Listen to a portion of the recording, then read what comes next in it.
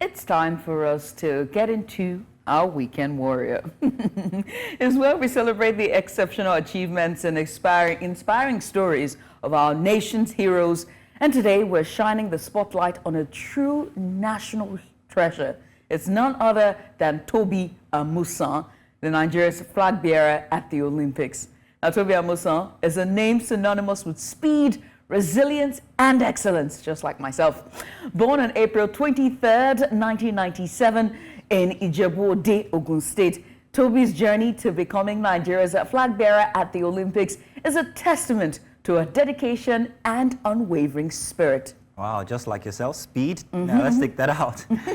Back to Amusan now. In 2022, Tobi made history by becoming the first Nigerian to win a world championship gold in the 100 meters hurdles, setting a new world record in process. Now, her dedication and hard work have inspired millions, both in Nigeria and also around the world. Her journey has been filled with challenges, but Tobi's determination has always prevailed. She's a four-time African champion and Commonwealth Games gold medalist, showcasing her prowess and consistency in every competition that she has attempted. Oh, yes, indeed. I like to think of her as a cheetah, an African cheetah, where she sprints on her paws and not the other kind of cheetah. Sorry, it's okay. Moving on. Well, Tobi's achievements are nothing short of, remarkable. And from her early days in Ogun State to the global stage, she has consistently demonstrated excellence. Her passion for the sport and her resilience pursuit of greatness have made her a standout athlete in every sense of the word. As Nigeria's flag bearer at the Olympics, Tobi Amusan carries out just the hopes of a nation, but also the dreams of, young athletes looking up to her. She stands as a symbol of what can be achieved with passion, perseverance, and an unyielding belief in oneself. Beyond her athletic prowess, Tobi is also a role model and a source of inspiration. She engages with her fans, supports community initiatives, and uses her platform to encourage others to chase their dreams. Tobi Amusan, a beacon of hope and a true Nigerian treasure. As we celebrate her incredible journey and her contributions to sports, we also look forward to witnessing more of her remarkable feats in the future. Ah, yes, indeed, especially this Olympics. So here's to Tobi Amusan, our weekend warrior, a shining example of Nigeria's indomitable spirit. Naija no dey carry last. So keep soaring, Tobi, and congratulations to the entire Nigerian Olympics team for their dedication, hard work, and representation on the global stage. Your efforts make us proud, and we stand together behind you every step of the way. Well, thank you very much for joining us on this special segment for Weekend Warrior. Tobi Amusan, congratulations. We'll be back here in Nigeria waiting to see exactly what happens inside of the Olympics. And talking about the Olympics, that's what we're talking about next for our big story. As the celebrations for yesterday started with the opening ceremony, Nigerians and indeed the world, we are yet to see what exactly is going to come off of the 2024 Olympics. Now, if there is one thing that has the power to unite us, it has to be sports. And you will agree, not just unite us, but also inspire nations every 4 years, and that's the Olympics. From our first participation in 1952 to the historic gold medal in football at Atlanta 96, yes, I remember that, such a golden memory. Nigeria's journey at the Olympics has been marked by triumphs and also challenges. And as we look ahead to the next Olympics Games, we explore the current state of our preparations, the potential medal hopefuls, and the need, or rather steps needed to elevate our performance on the global stage. And so joining us to discuss this, we're joined by our senior international sports correspondent, Mr. Deji Omotoyinbo. Good morning. Good morning, guys. How are you doing? Very fine. It's glad to be with you here on the same platform after so many years of listening to you on radio. Here we are. Mazino, you make it sound like it doesn't work with us. It's a mutual admiration company. I listen to you too. Oh, thank you. So good to be here. Judith, you too, by the way. Yeah, well, it's okay. Hi, Judith. No, don't hide me. Well, that's who I'm fighting. Deji, let's talk about the Olympics. Let's start with the big picture here, looking at Nigeria's performance in recent Olympics. What are the key highlights that we can take from the past Olympics, and what areas do we have to make improvement? In fact, what are we expecting for 2024 for Nigeria from the Olympics? Well, in my view, to be honest with you, critical assessment, we have underachieved at the Olympics. For the amount of talent that we have as a country, sports-wise, 2 gold medals in 17 Olympic Games is not a good return. You talked about the football gold medal. The same year, '96, Amaju won a gold medal in long jump, and that's the only individual gold medal we have won. And for me, for a country of our talent, that's not good enough. And of course, we know that talent is not enough. So there's something we're doing wrong. And I think it's got to be planning. I think we try to plan for Olympics 1 year, maybe sometimes 6 months. In some cases, 3 months to the event. World beaters are not created in 1 year. Countries plan for Olympics. Some of these Olympic winner gold medalists have started honing their craft since like 9 or 10. But at least you start that cycle. Once an Olympic Games ends, you start the cycle to prepare for the next one. Success is a process. I think the reason we have underachieved is that the fact that we are not planning ahead well enough. We do too much last minute, and of course, you won't get the results. Judith, I don't know if you're just realizing what he just said. What now. is it? We have never earned an Olympic gold medal that is not a collective gold medal. Deji, that is actually new to me. No, I have only one. Just one, and that's Chioma is the only Chioma person as individual, and then the individual medal. legendary, outside of her, the legendary 96 outside of her, team. all the medals we have won are collective. Like you mentioned the football, then there have been a few relays as well. I'm talking gold medal now. Yeah. We haven't won gold medal outside of football and Chioma. We should have won more individually. So we're hoping you guys did the fantastic treatise on Tobi Amusan. Tobi Amusan is a great medal hopeful.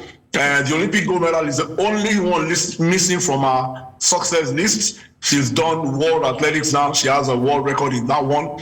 She's won Diamond League. She's won all titles all over. But this Olympic gold has eluded her. The last time she came fourth by a whisker. So we're all hoping and praying that this will be her year, because she's worked very hard for it. And if anybody can do it, it's Tobi. It's a very, very tough field. There are a couple of other guys, other hurdlers who will give her a tough challenge. But like I said, if anybody can do it, Tobi can. Like you guys said, she's a warrior. She's got a can-do spirit. And, you know, she went through a lot of difficulties in the last couple of years in terms of she was accused of no whereabouts testing, but she's overcome that, even though they went to court. But CAS exonerated her. So she's in good spirits. Yeah, I'm sure you saw the video yesterday. She was a flag bearer. Yeah. She was enjoying herself, dancing all around. And you needed to see the spirit of the guys. You know, the opening ceremony on River Seine, brilliant. That was the first time an opening ceremony was taken out of a stadium. And it was in Paris here. It was fantastic for everybody, even though the security level is heightened. But you can understand that security has become a big issue at major sporting events now. So Tobi, hopefully a couple of wrestlers too. Blessing Obrodudu, who won silver the last time.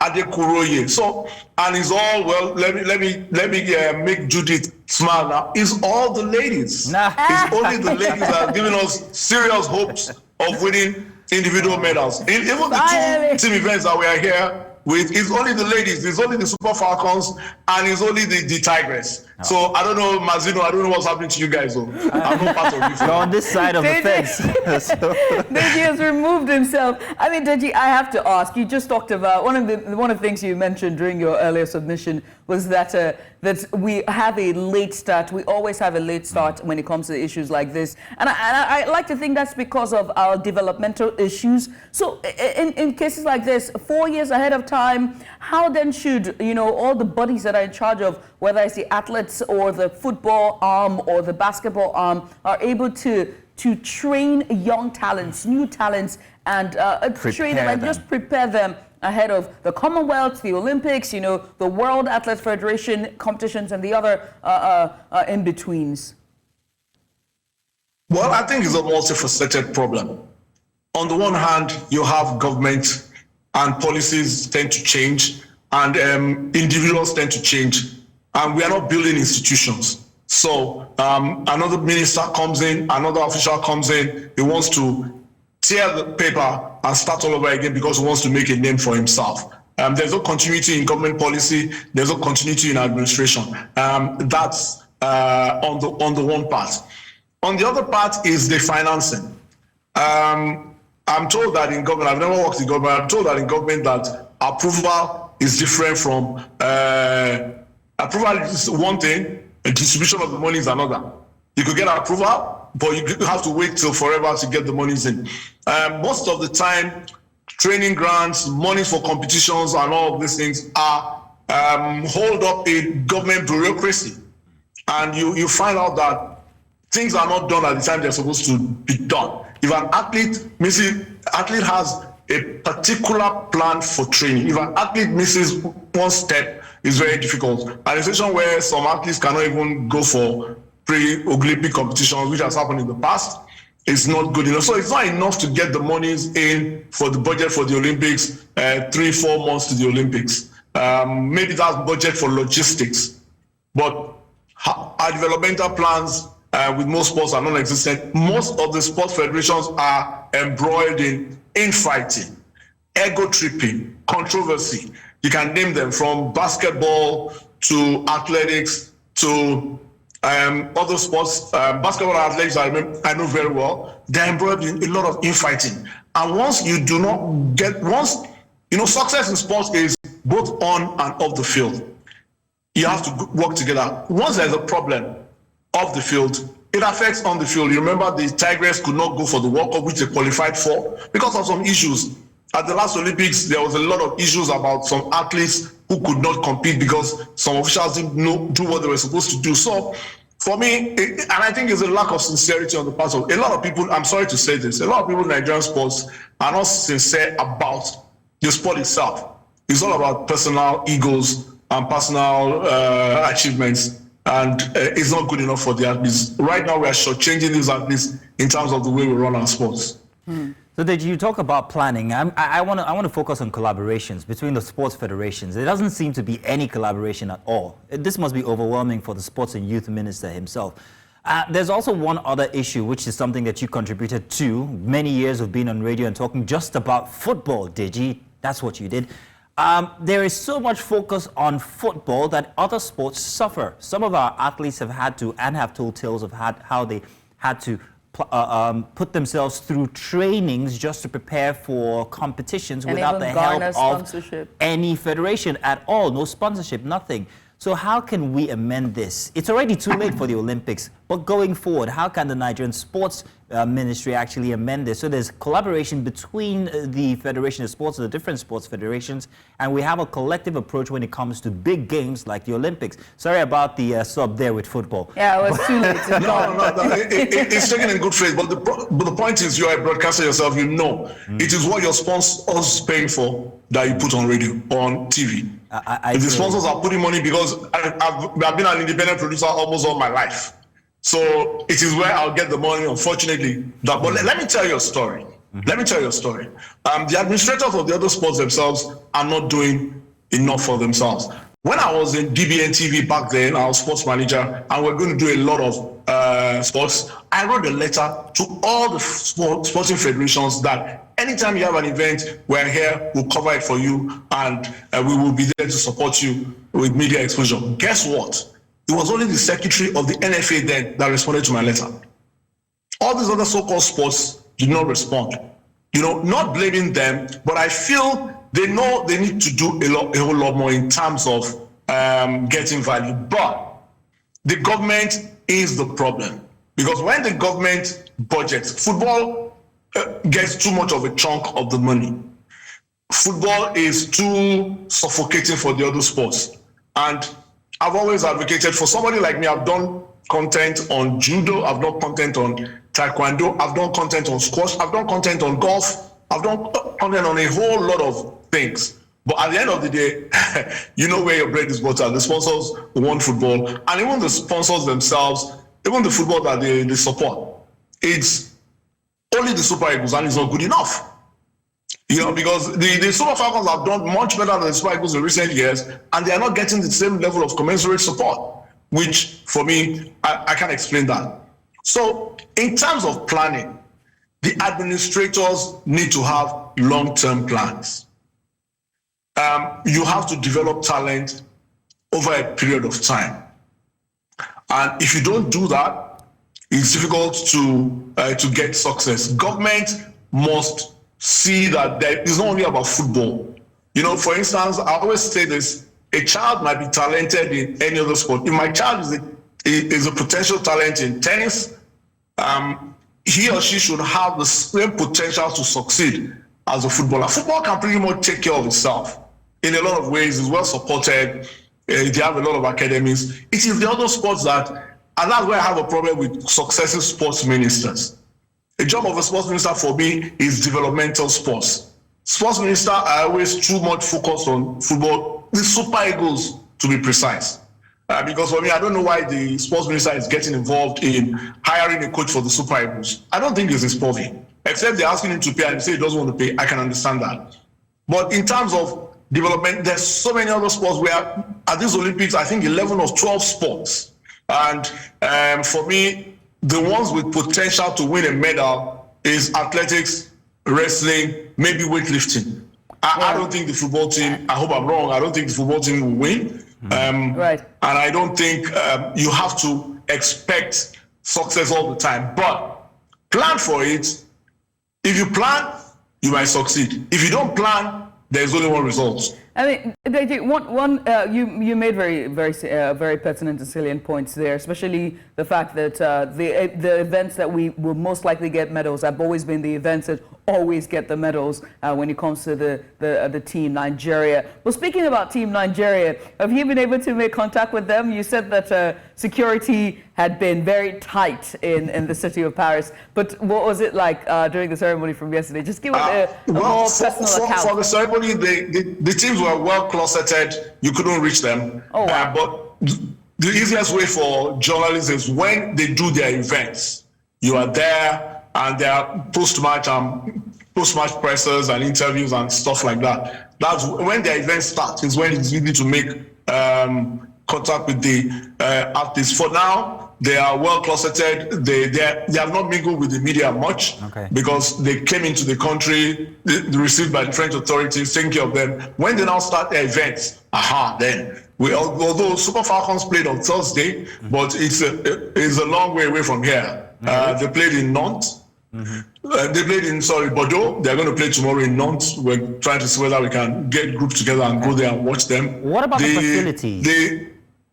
Sorry? What about the facilities? We heard so much about the facilities that the athletes are subjected, and I use subjected very deliberately, subjected to. There's plenty of talk about how uncomfortable their space are and how this might impact their performance as well. I don't know if you've had any conversations regarding that. Well, I've had stories about that, but it's usually the same for every Olympics, because you have thousands and thousands of athletes, and they put them in hostel-like surroundings in the Olympic Village. It's all for security, because if you let the athletes stay wherever they want to stay, you will give the security agents so much headache about protecting them. But so you have to put them in a bubble, sort of, where they are in the Olympic Village. They can be secure there. You ferret them to their events. It's a security issue. A lot of countries can afford to pay for the athletes to stay in the best hotels. Some countries can do that. But for safety, for security, it's better to keep everybody in one spot, and we sure we can secure you in that spot. There's a lot of heavy police presence around Paris, military, police, and all of that. They're not disturbing anybody, just there, but their presence gives you a high level of comfort. So for me, the athletes will just have to, it's calm. I understand how they feel. Some of them can afford to stay in the poshest hotels in Paris, and they're very expensive, by the way. But for security, everybody has to stay in one place, and they'll just have to try and find a way to make do with the situation they find themselves just for these 2-3 weeks. Well, Deji, I want to ask you this question because we're out of time, we're pressed for time, but I'm very intrigued, right? Please humor me because I can be nerdish at times. In all of the ceremony openings, which is by far the GOATed? And I'm going to give you 3 options, okay? Okay. 3 options. Greece, 2000, okay? Beijing, 2008, London, 2012, and Rio de Janeiro, Brazil in 2016. I'm not calling Paris because I didn't like Paris. Sorry. Really? Compared to all of the openings, Beijing is You're not the one telling. Let Deji tell. For me, maybe I'm an old man. For me, the best opening ceremony I've seen is was it Barcelona '92? Oh. What happened to Seoul? Yes, it goes way back. Don't you remember Seoul? That's no. I you see, all the Olympic opening ceremonies are fantastic because the countries see it as an avenue to tell the world this is what we can do. Yeah. You know, but for me, Barcelona was special. All these ones you've listed, it's tough to pick one over the other because they are all very, especially the lighting of the cauldron. They try and create special ways to do it. You could see yesterday that it was pyrotechnics and all of that. But yes. I choose Barcelona. It just goes to show Judy that I'm of an older generation. And, I go way back. But I picked Greece now. I picked Greece Greece of 2000. Greece is 2004. This is a Gen Z. Greece was the Gen Z I'm millennial. Olympics. I'm a geriatric millennial because I look young. She managed to cross in with us. Don't mind her. I'm what do you call it now? We're classic millennials. You're a Gen X. Like that. You're a Gen X. In any case, Deji, something seems to be missing in all of this. And as children waiting each 4 years to see the Olympics, we used to look forward to seeing the mascots. The past few Olympics has seen a record low of attention to mascots or even their presence at all. I don't think there's one for the current Olympics. The last one didn't really make an impact. What gives, do you think, being a classic Gen X or a classic millennial? Do you remember these mascots, and why do you think we don't have them? Well, yeah, there have been quite a few that were very exciting, but I think it's just underlines the evolving space of sport. For instance, yes, a lot of people still watch TV, regular TV, but a lot of people consume their sports now online. All these other companies, all the streaming companies, Amazon Prime, they're buying up sports rights. I think in the last 24 hours, TNT in America just lost the NBA rights to, I think, Prime Video, something like that, which they have been doing since forever. So the whole landscape is changing, and I think, I'm not saying the mascots are outdated, but mascots work, for individual team sports. A club has a mascot. Liverpool has a mascot. Man U has a mascot. Those things work at club level. I think at tournament, international level, it's like the mascot is serving everybody. And I think the situation is evolving and is being gradually eliminated as something to enjoy at various Olympics. It's just evolving times that we are in. A lot of things are changing, and we have to evolve with it. And do you think because of how things have metamorphosed and changed, that has also affected the pomp as well? We saw attendance drop significantly with this year's Olympics as well. We also saw that there wasn't so much pomp as it was back in the day. There's excitement. Everyone is sitting in front of the television. There's so much news, so much attention. There's even countdown to Olympics and the opening ceremony. And in fact, when you're outside, the street is entirely quiet because everyone is sitting at home watching the events as they unfold. But this last one, even Mazino is here. Mazino, how many things? No, I had to actually explain to my daughter what an Olympic is. Before I was 5, I knew what the Olympics were. So yeah, she is right. I think for that, I think the reason is that we've not done particularly well at the Olympics, to be fair. So it doesn't quite inspire much for you. You're probably going to talk about Atlanta '96, when most of the Gen Zs were not born, and they hardly know the athletes and Choma Junwa. There's not been much for countries that have been doing very well. I saw some Kenyans at the media press center yesterday. They're very excited.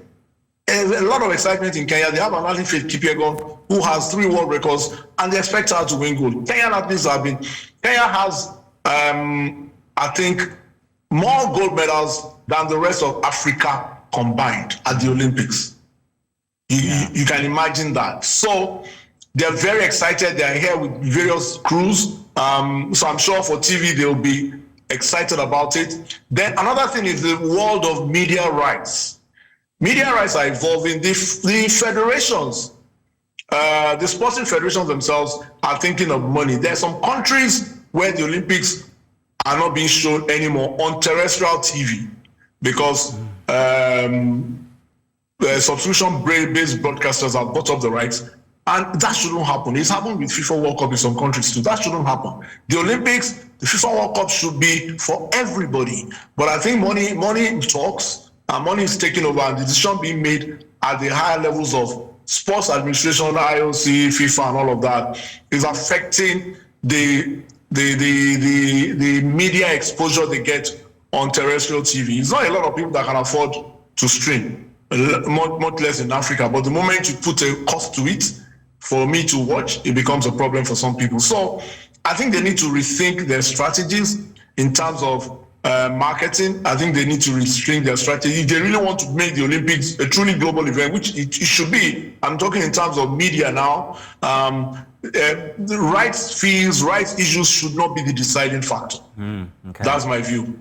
Deji, Omotoyinbo, we want to say thank you very much. It's been a very pleasant conversation with you. Thank you for sharing your insights, perspective, and experience there in Paris as we look forward to what unfolds for the Olympics. Thank you very much, Deji. Thank you, Mazino. Thank you, Judith. I won't forget Judith. Let's keep that between us. Okay. Thank you once again. Bye, guys. Thank you. Bye, and enjoy your time there at Paris. Yes, indeed. Unbelievably jealous.